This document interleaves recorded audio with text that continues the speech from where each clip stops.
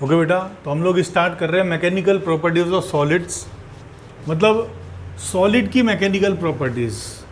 Mechanics का मतलब या मैकेनिकल प्रॉपर्टीज का मतलब होता है जब सॉलिड पे फोर्स लगाएंगे तो उसकी शेप पे क्या इफेक्ट पड़ेगा, उसके कॉन्फ़िगरेशन पे क्या इफेक्ट पड़ेगा, ये सब हम इस चैप्टर के अंदर पढ़ेंगे। उसके लिए पहले हमें ये समझना है कि सॉलिड सॉलिड क्यों है, वाई सॉलिड इज सॉलिड। तो सॉलिड हमें पता है एटम से मिलकर बना है, और सॉलिड के अंदर जो डिस्टेंस होती है दो एटम्स के बीच में वो फिक्स होती है, वो चेंज नहीं होती है। तो हमें पहले ये देखना है कि वो डिस्टेंस फिक्स क्यों है, कांस्टेंट क्यों है। उसके लिए आपने एक ग्राफ बनाया inter atomic forces versus distance का। उसमें आपने एक एटम को यहाँ फिक्स कर दिया और दूसरे एटम को काफ़ी दूर से चला के लाए हैं इसके नज़दीक। तो जब एटम बहुत ज़्यादा दूर है, इसकी रेंज से दूर है, तो उस एटम पर इस एटम का कोई इफेक्ट नहीं पड़ेगा, मतलब फोर्स जीरो होगा। लेकिन जब वो एटम इसकी रेंज में आएगा, बहुत नज़दीक आ गया इसके काफ़ी, तो ये एटम वो एटम पर फोर्स लगाएगा और वो एटम इस एटम पर फोर्स लगाएगा। लेकिन हमें केवल इस एटम पर फोर्स कैलकुलेट करना है।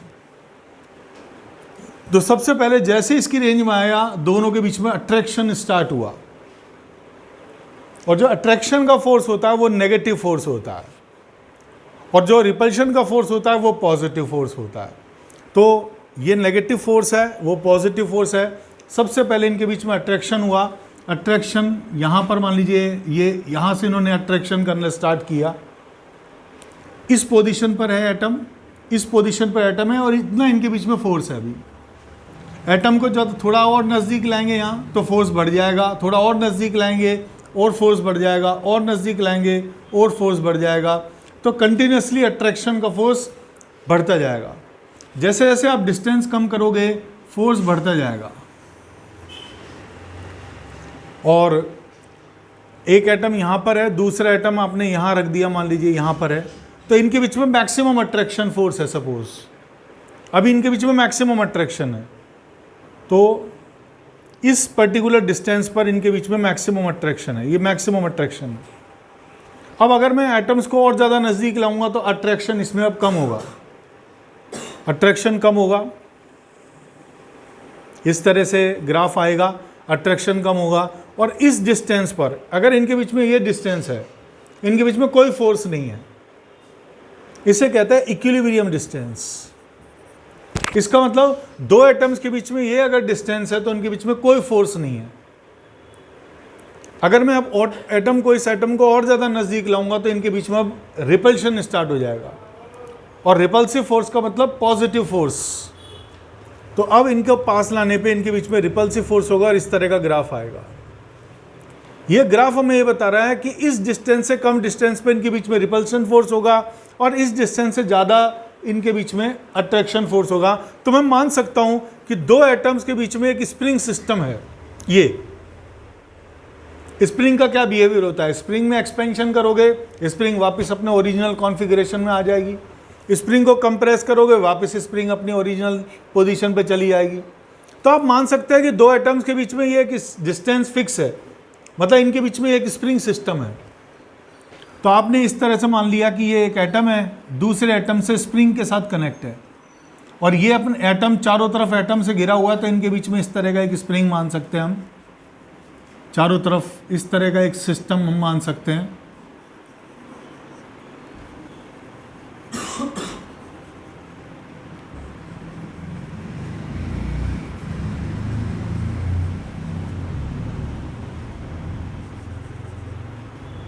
ये स्प्रिंग सिस्टम मान लिया कि ये एटम है, ये एटम है, ये एटम है, ये एटम है, इनके बीच में फिक्स डिस्टेंस है। कितनी? यही, इसे कहते हैं equilibrium distance. That is equilibrium distance. Equilibrium distance का मतलब होता है इनके बीच में इस डिस्टेंस पे कोई फोर्स नहीं है। तो ये सिस्टम हमेशा ऐसे में रहना चाहता है जब इनके बीच में कोई फोर्स नहीं है। इससे ज़्यादा डिस्टेंस करोगे अट्रैक्शन फोर्स होगा, वापस यहीं आ जाएगा। अगर मैं इस स्प्रिंग को खींचूं और एक्सपेंड करूं तो स्प्रिंग वापस अपने ओरिजिनल कॉन्फ़िगरेशन में आ जाएगी इलास्टिक बिहेवियर की वजह से। अगर मैं स्प्रिंग को कंप्रेस करूं तो स्प्रिंग वापस अपने ओरिजिनल कॉन्फ़िगरेशन में आ जाएगी। इसकी ये प्रॉपर्टी होती है रीगेन करने की अपना ओरिजिनल कॉन्फ़िगरेशन रीगेन करने की, इस प्रॉपर्टी को हम कहते हैं इलास्टिसिटी। इसी तरह से सॉलिड्स के दो एटम्स के बीच में भी हम एक स्प्रिंग सिस्टम मान रहे हैं, मतलब ये अपने इलास्टिक बिहेवियर को शो कर रहा है। अगर आप इनके बीच में डिस्टेंस ज़्यादा करोगे वापस अपनी इसी डिस्टेंस पे आएगा, डिस्टेंस कम करोगे वापस अपनी इसी डिस्टेंस पे आ जाएगा। अल्टीमेटली इनके बीच में फिक्स डिस्टेंस होती है, इसे कहते हैं इक्विलिब्रियम डिस्टेंस। ओके बेटा, देखिए नेक्स्ट टॉपिक है डिफॉर्मिंग फोर्स। फॉर्म को मतलब डिफॉर्मिंग मतलब है अगर किसी का actual configuration, actual form change हो रही है। अब यहाँ पर डिफॉर्मिंग का मतलब तीन तरह से हम मान सकते हैं। अगर कोई बॉडी वायर फॉर्म में है तो उसकी लेंथ चेंज हो सकती है। कोई बॉडी जिसका वॉल्यूम है उसका वॉल्यूम चेंज हो सकता है, और किसी इस तरह से भी हम कर सकते हैं कि उस बॉडी की शेप चेंज हो जाए।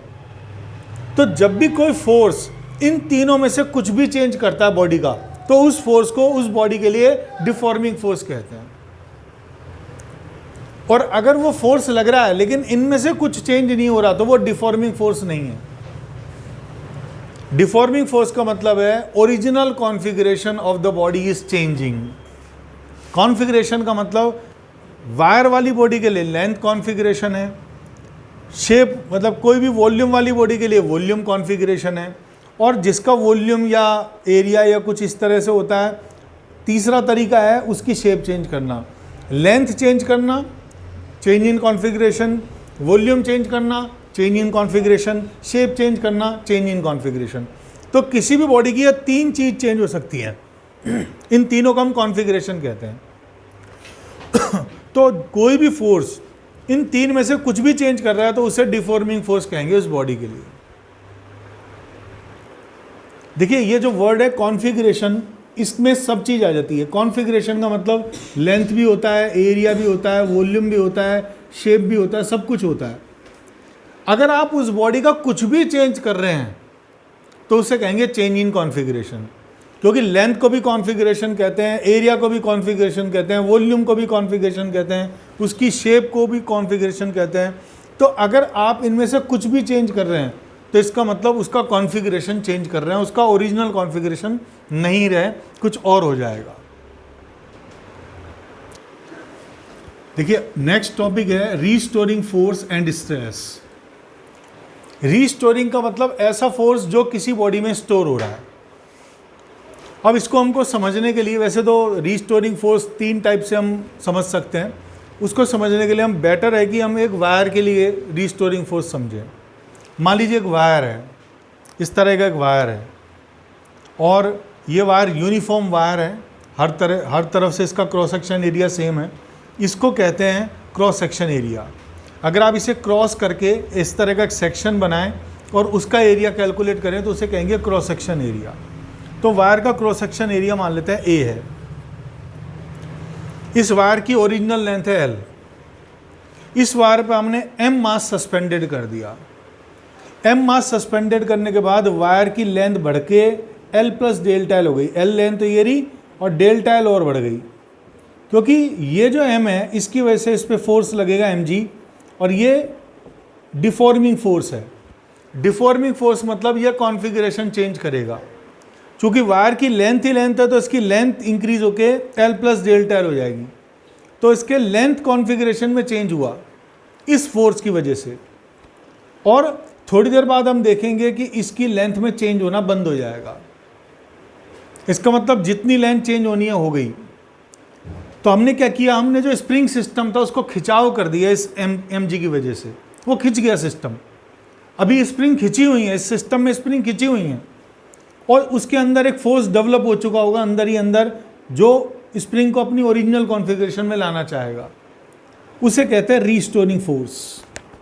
वो रीस्टोरिंग फोर्स हमेशा डिफॉर्मिंग फोर्स का अपोज करता है, और हमेशा जिस भी डिफॉर्मिंग फोर्स की जो डायरेक्शन है उसके अपोजिट डायरेक्शन में लगता है।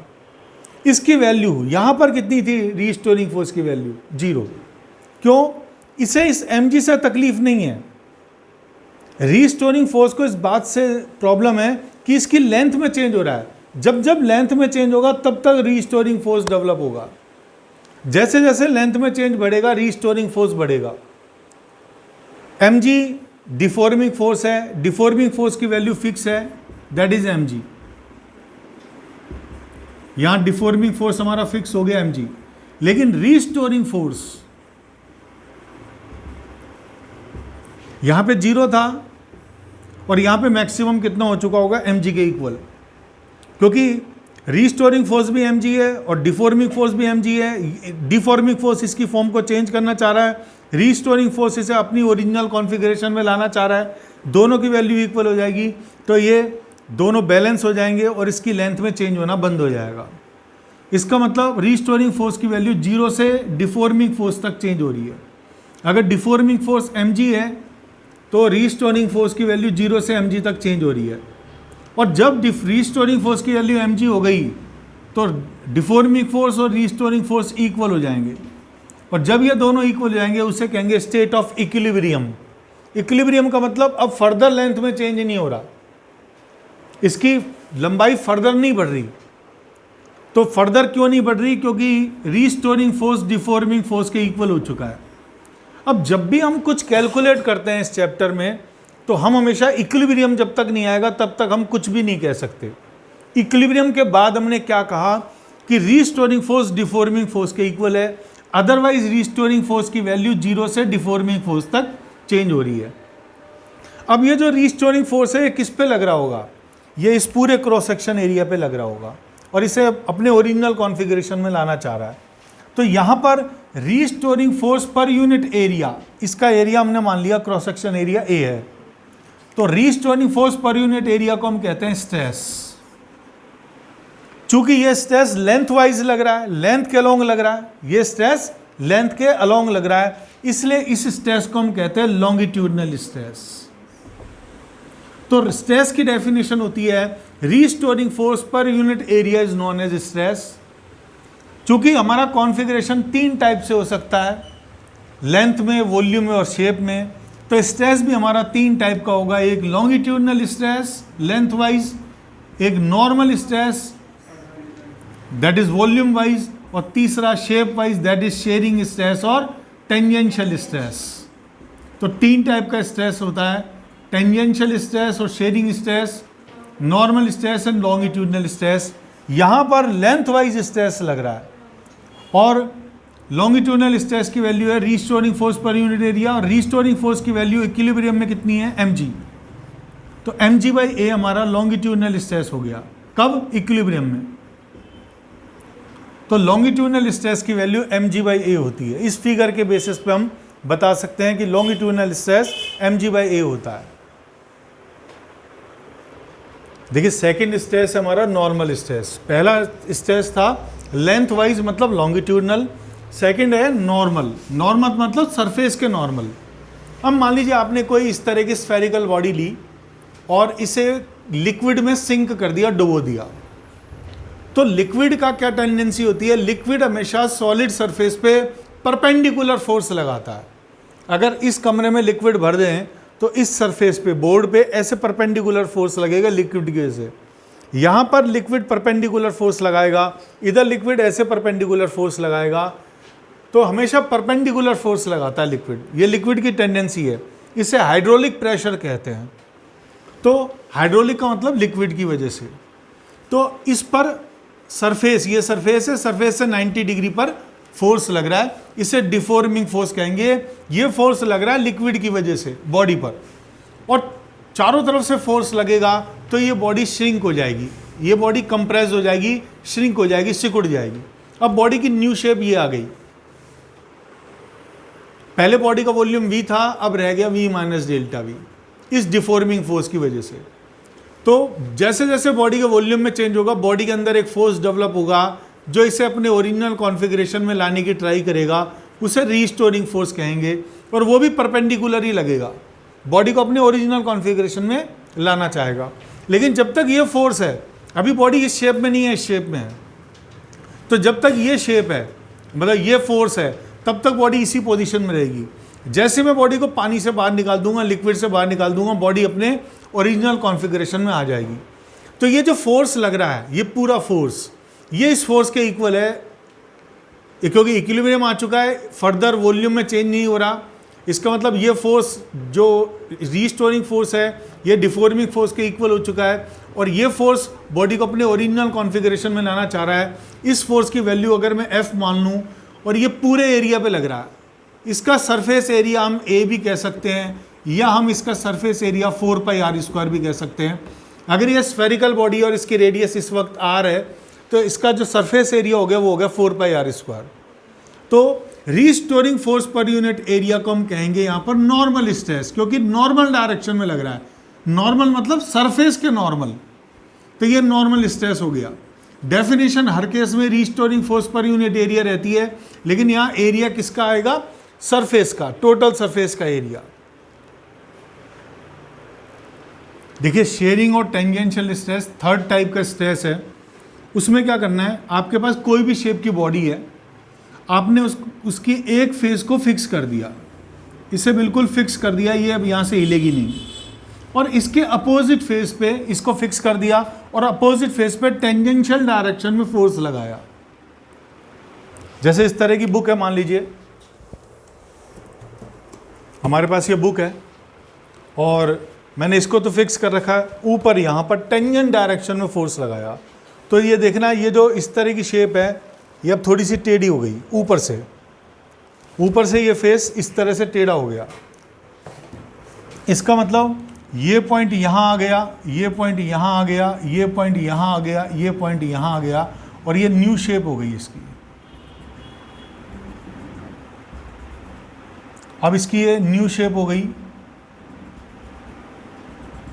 अब ये न्यू शेप है, ये वाली ये बॉडी की न्यू शेप है। इसका मतलब बॉडी सामने ऊपर वाली सरफेस से थोड़ी सी टेंजेंशियली खिसक गई, क्योंकि आपने फोर्स लगा के रख रखा है। तो हमने टेंजेंशियली फोर्स लगाया, तो इसमें रीस्टोरिंग फोर्स भी टेंजेंशियली वापस लगेगा, जो इसे अपने ओरिजिनल कॉन्फ़िगरेशन में लाना चाहेगा। और अगर इसका टॉप सरफेस एरिया ए है, ये सरफेस एरिया इसका ए है, तो restoring force per unit top surface area is known as shearing stress और टेंजेंशियल स्ट्रेस। यहाँ पर टेंजेंशियल स्ट्रेस की वैल्यू आएगी F/A, लेकिन A क्या है? इस ऊपर वाली सरफेस का एरिया है, और F क्या है? रीस्टोरिंग फोर्स है।